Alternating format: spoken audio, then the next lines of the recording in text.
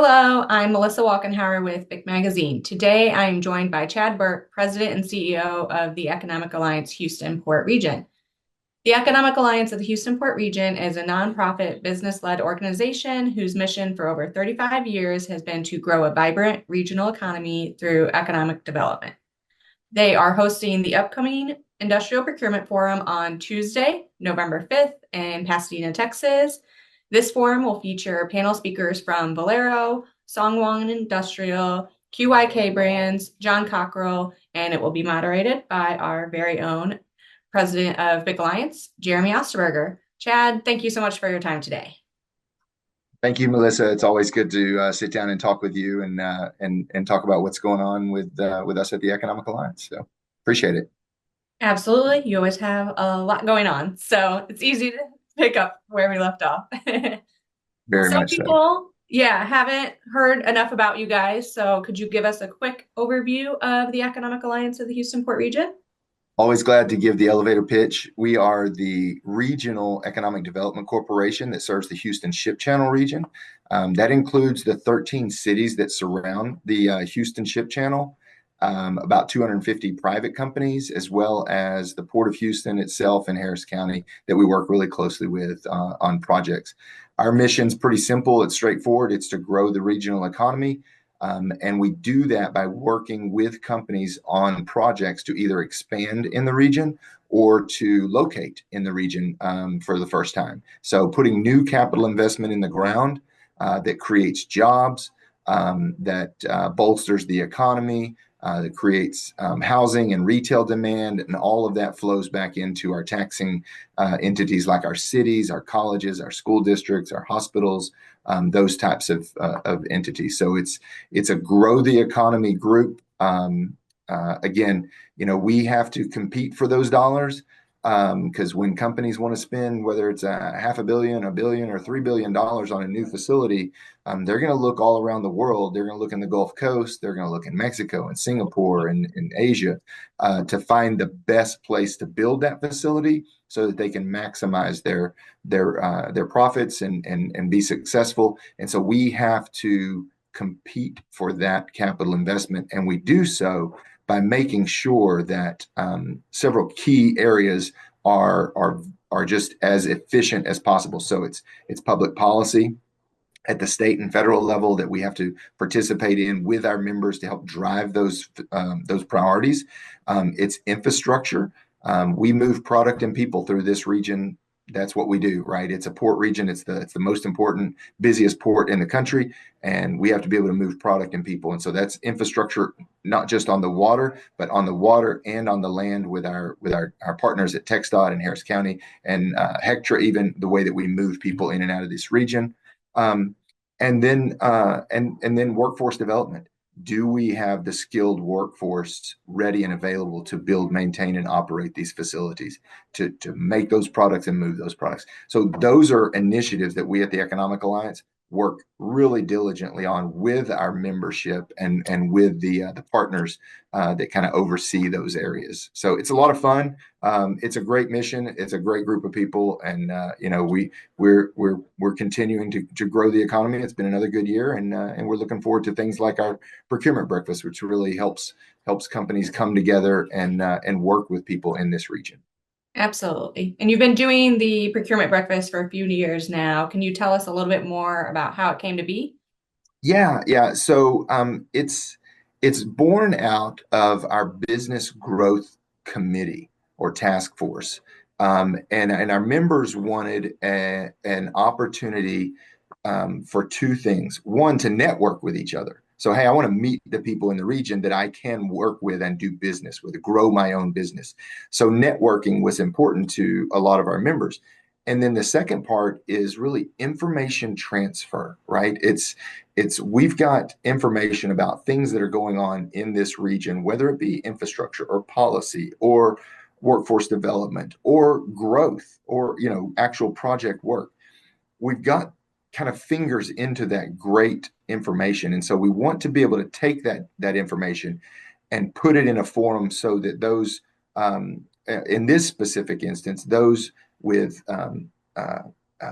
operations, project management, procurement, capital investment type owner companies or individuals in those owner companies, those manufacturing companies in this region can come to a breakfast, sit on a panel, and talk about what we're building, what we're expanding on, what do we need annual procurement for, how to do business with this company. And so by hosting a procurement breakfast, we meet those two goals of networking, business to business, and with business to procurement folks. So it's a great opportunity. It's been really popular. We have just hundreds of companies in the region that provide contracting support, service support for our industrial manufacturers. This is a chance to put those industrial manufacturers on a panel and have them talk to folks about how to do business with us. And so it really meets those two goals really well. And again, born out of our membership and things that they want to see to help grow their companies. Could you give us a little bit more details about what people can expect this particular morning? Yeah. So we've got a really strong panel. We always start with a keynote presentation by somebody that's got some really interesting information that we think everybody will want to hear about, right? And so as you and I had mentioned offline or talked about a little bit offline, this year we really want to, moving into 2025, we really want to talk about the industry, the petrochemical manufacturing industry, the products they make, the goods that are made out of the finished products that are made out of the products that we make here, and then how those products affect quality of life, not just for us in America, but for the entire global population, and then what impact that is on our economy. So in talking with Texas Chemistry Council's chairman, Ted Grabowski from Texas Brine, he was very excited to kind of tell that story. It's been an emphasis for him as well in some of the roles that he's played, and I'm really excited. He and I had a great conversation about a week ago about bringing that message and using that those talking points moving forward. So we're going to hear from Ted about what the petrochemical industry does, not only for quality of life, but for the economy really around the world. So that's going to be really exciting. And so we'll start off with that right off the bat, first thing in the morning. And then we'll follow up with a panel of procurement folks and company presidents from about 4 different companies, all in the chemical industry, all local, everyone from Songwan, which is a chemical blendings company, QYK, which is a brand new investment. We'll talk about that in a second. Valero, which everybody's very familiar with, A little bit. one of the nation's largest refiners, and then John Cockrell, again, who is a brand new company to the Houston Port region. 2 of those companies, QYK and John Cockrell, are brand new investing into Texas. And so they come to the table with an open book saying, we want to do business here. We need to know everyone so that we can work with them on services and contracting and industrial contracting. So it's really exciting to have a panel like that that brings new projects and new business opportunities and relationship opportunities to the region. So we're really excited. Our audience will definitely be excited to learn more from especially John Cockrell and QIK, since I don't think they know as much about them. Obviously, Valero, they all want to be in front of. So Yeah, can't go wrong there. yeah. So it's going to be a great conversation. And we've spoken with all of these panelists.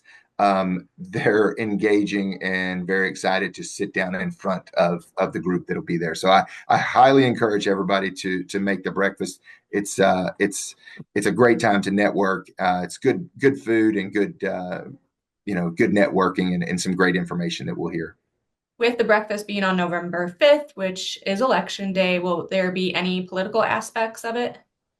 Yeah, that's a great question, because honestly, when we set the date of it, that just didn't even enter our minds that it was actually election day.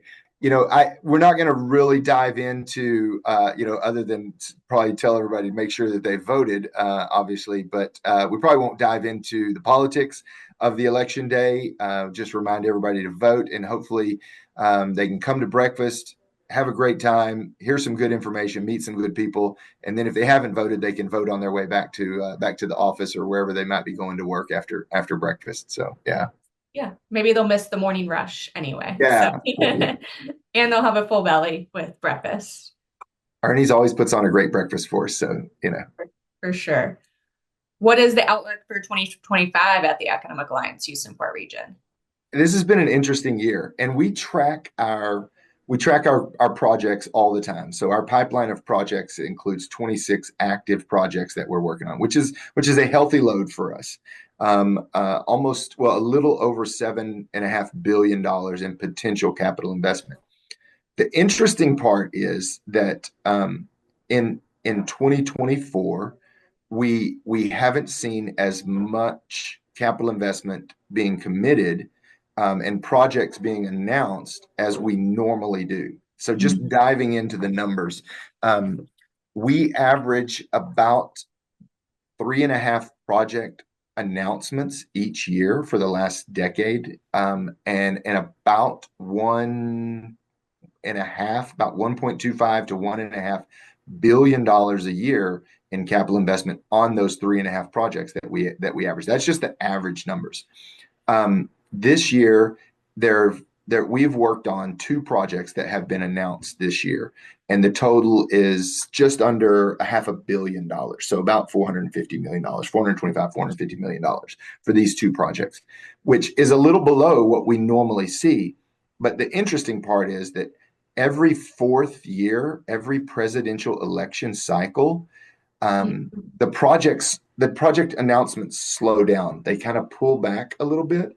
And then when you combine that with the higher interest rates and the cost of money that we've seen over the last 18 months, we're getting a little bit of relief moving forward. But everyone we've talked to, even going into this year, at the end of last year, said, "Look, we're going to hold steady. We're going to try and break even this year, and then 25 and 26, you will begin to see a lot more capital investment." So I'm bullish on 25 and even 26. No matter what happens in the election, it's just a wait and see, so we can have some certainty into which direction we need to go. Is generally the language that companies use. But I think in hearing anecdotally from our members, from our plant managers, I think 25 is going to be a really nice bounce back year for capital investment. I think there's going to be a lot of work needs to be done. There's still deferred maintenance that needs to be done over the last few years. And I think there's going to be a good influx of new money, as we've seen over the last couple of years, from companies coming to Texas for the first time, in addition to existing member companies in this region expanding. So there's lots of good projects out there. I think we'll see some really nice movement in 25, which is always exciting for us. That's what we're here for. We're here to try and make sure that they spend their capital in our footprint. So that's certainly positive news, and definitely what we've been hearing as well. So love to hear from the expert themselves. Any last comments that you want to add? No, I just want to say thanks to BIC Alliance. I mean, what a great partner that we have here at the Economic Alliance with all of the folks at BIC. Jeremy does a phenomenal job as a moderator. I think Jeremy knows everybody. Is my general consensus or sense out there, is that Jeremy knows everybody. He's got a relationship with everybody. He really pulls out great information in these panel discussions. And it's a blessing to us to be able to work with BIC and you and the whole team. So, thank y'all for everything you do, and really looking forward to November 5th and a great breakfast. Thank you. The feeling's very mutual. You guys definitely pull off the event, and usually without a hitch. So we're excited to always partner. Good deal. Thank you again for the conversation, and we really look forward to the procurement breakfast on November 5th. For more information, please visit allianceportregion.com. As always, for more industry news, information, and updates, visit bicmagazine.com. And remember, it's what we do together that counts.